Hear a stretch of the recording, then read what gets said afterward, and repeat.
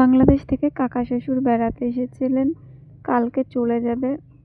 প্রায় 3 মাস মতন ছিল আমাদের বাড়িতে, তো কালকে চলে যাবে। খুব খারাপ লাগছে। দেওরের ফার্ম থেকে একটা মুরগি এনে ছোট নন্দাইকে বললাম কেটে দিতে, উনি কেটে দেওয়ার পরে আমি এখন রান্না করতে বসেছি। আমার রান্নাও হয়ে গেছে। ছেলেকে আর ছোট ভাগ্নেকে খেতে দিয়েছি। ছেলেকে খাওয়ানোর পরে নন্দাই আর পিসি শাশুড়িকেও এখন খেতে দিয়েছি। এগুলো জায়ের মা পুরী থেকে আমাকে এনে দিয়েছে। কাকা শ্বশুরকেও খেতে দিলাম। খেতে দেওয়ার পরে রাত্রে এখন রেডি হয়েছি কার্তিক পুজোতে যাওয়ার জন্য। আজকে কার্তিক পুজো।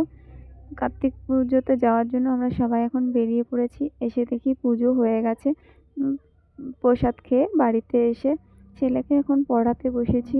আর প্রচণ্ড মশা, ওই জন্য মশারি টানিয়েই বসেছি পড়াতে। আমি ছেলেকে পড়াতে থাকি আর তোমরা আমার মিনি ব্লগটা দেখতে থাকো। ভালো লাগলে লাইক কমেন্ট সাবস্ক্রাইব করে দিও।